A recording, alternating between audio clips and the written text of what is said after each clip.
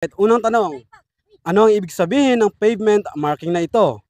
A. Bawal mag-overtake. Letter B. Bawal huminto. Letter C. Gilid ng kalsada. Uulitin ko. Ano ang ibig sabihin ng pavement marking na ito? Letter A. Bawal mag-overtake. Letter B. Bawal huminto. Letter C. Gilid ng kalsada. Letter C, gilid ng kalsada. Okay, gilid ng kalsada ay tama. So meron kayo 100.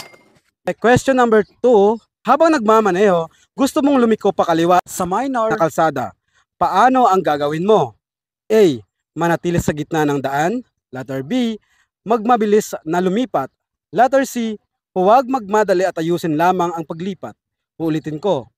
Habang nagmamaneho, gusto mong lumiko pa kaliwa sa minor na kalsada. Paano ang gagawin mo? Letter A. Manatili sa gitna ng daan. Letter B. Magmabilis na lumipat. Letter C. Huwag magmadali at ayusin lamang ang paglipat. Letter C, huwag magmadali at ayusin lamang ang paglipat. Alright, letter C is tama. Tandaan. Alin sa mga sumusunod ang nakalarawan? A. Matarik ang paakyat na direksyon ng kalsada. Letter B. Matarik ang kalsada. Letter C. Matarik ang pababang direksyon ng kalsada. Ulitin ko ang tanong. Alin sa mga sumusunod ang nakalarawan?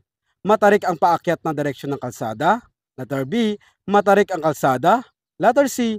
Matarik ang pababang direksyon ng kalsada. Letter A, matarik ang paakyat na direksyon ng kalsada. Okay, letter A is tama. 100. Okay, question number 4. Ang sasakyan ay nakaparada kapag A. Hindi gumagalaw ang sasakyan habang nagsasakay ng pasahero. Letter B. Hindi gumagalaw ang sasakyan habang nagbababa ng pasahero. Letter C. Ang sasakyan ay hindi gumagalaw habang patay ang makina. Uulitin ko. Ang sasakyan ay nakaparada kapag A. Hindi gumagalaw ang sasakyan habang nagsasakay ng pasahero. Letter B. Hindi gumagalaw ang sasakyan habang nagbababa ng pasahero. Letter C. Ang sasakyan ay hindi gumagalaw habang patay ang makina. Letter C, ang sasakyan ay hindi gumagalaw habang patay ang makina. Okay, tama. 100. Question number 5. Kapag inaantok ka habang nagmamaneho, ano ang dapat mong gawin? Letter A.